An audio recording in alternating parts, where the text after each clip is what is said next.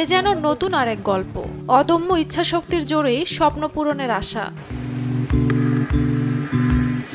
শারীরিক প্রতিবন্ধী হলেও আত্মবিশ্বাস আর পরিশ্রমে দৃঢ়ভাবে এগিয়ে চলেছেন বাগেরহাট সরকারি পিসি কলেজের বাংলা বিভাগের মাস্টার্স ফাইনাল বর্ষের শিক্ষার্থী মোহাম্মদ সোহেল হাওলাদার। তুমি আসো কি দিন, তোমার লেখাপড়া কি দিন কি চলে?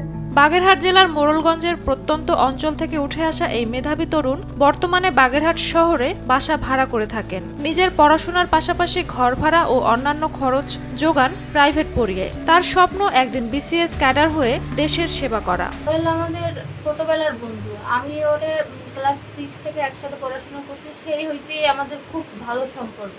তো ও খুব মেধাবী, অত্যন্ত মেধাবী, যা বলার মতো না। অন্যান্য স্টুডেন্ট তার ধারে কাছেও যাইতে পারবে না। এখন পর্যন্ত আমাদের গ্রামে এরকম ভালো স্টুডেন্ট একটাও দেখা যায়নি। 3 ভাই বোনের মধ্যে সোহেল দ্বিতীয়। তিনি জানান, পরিবার, শিক্ষক ও প্রতিবেশীদের ভালোবাসা ও সহযোগিতাই তাকে এগিয়ে যাওয়ার সাহস দিয়েছে। ভবিষ্যতে আমার ইচ্ছা আছে আমি বিসিএস ক্যাডার হওয়ার, আর বিসিএস ক্যাডারে আমি আমার বাবা মা আল্লাহ নেখাত দান করুক, তার মানে আমার বেশি করে আমার চাকরি দেবেন, তারা দেখে দেখবেন।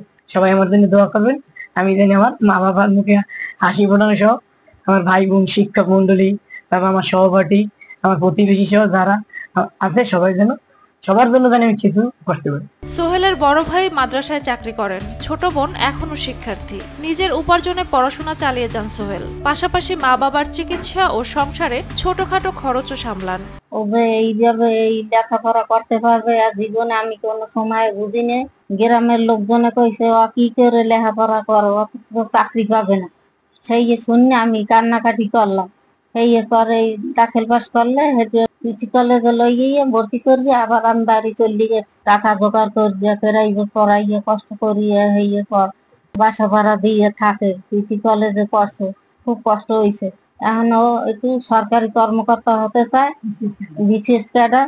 আপনারা আমার ছেলের জন্য দোয়া করবেন, সেজন্য বড় কিছু হতে পারে, বাবা মার মুখে যেন হাসি ফুটাইতে পারে। কেননা আমার ভাই প্রতিবন্ধী হয়ে তবুও আমার মা বাবাকে মেরে সবার মুখে হাসি ফুটাচ্ছে। সে বর্তমানে মাস্টার্স কমপ্লিট করতে আসছে, বাংলা নিয়ে, সামনে বিসিএস দেবে এবং সবার আশা সে পূরণ করে। শারীরিক সীমাবদ্ধতা সত্ত্বেও সোহেল নিজের সব কাজ নিজেই করেন। প্রতিবন্ধী ভাতা পেলেও তিনি তা কখনো নির্ভরশীলতার প্রতীক হতে দেননি। সোহেলের সহপাঠীরা বলেন, তিনি যেমন মেধাবী তেমনি মানবিক গুণে ভরপুর। সহপাঠীরাও তাকে জীবনের প্রেরণা হিসেবে দেখে।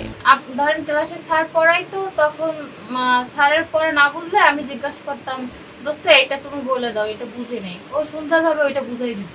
ওর ভিতরে কোনো হিংসা নাই। তা বাদে বলে, আমি যদি বিসিএস ক্যাডার হইতে পারতাম তাইলে আমার গ্রামের, আমার বন্ধু বান্ধব, আমার পাড়া প্রতিবেশী সবাইরে আমি ভালো একটা পর্যায়ে নেওয়ার চেষ্টা করতাম। কলেজের অধ্যক্ষ শেখ জিয়াউল ইসলাম আশা প্রকাশ করেছেন, সোহেল একদিন বিসিএস ক্যাডার হয়ে দেশের সেবায় এক উজ্জ্বল দৃষ্টান্ত স্থাপন করবে। সবাই এখন সোহেলের স্বপ্ন পূরণের অপেক্ষায়। মোহাম্মদ সোহেল হাওলাদার সরকারি প্রফুল্লচন্দ্র কলেজের বাংলা বিভাগের একজন শারীরিক প্রতিবন্ধী ছাত্র। সে উচ্চশিক্ষায় শিক্ষিত হয়ে নিজেকে একজন বিসিএস ক্যাডার হিসেবে প্রতিষ্ঠিত করতে চায়। যতদূর জানি তার এই প্রচেষ্টা অব্যাহত থাকবে এবং তার সর্বাঙ্গীন উন্নতি কামনা করি এবং সে অনন্য দৃষ্টান্ত স্থাপন করুক, এই আশাবাদ ব্যক্ত করছি। ঝুমা মৃধা, বৈশাখী সংবাদ।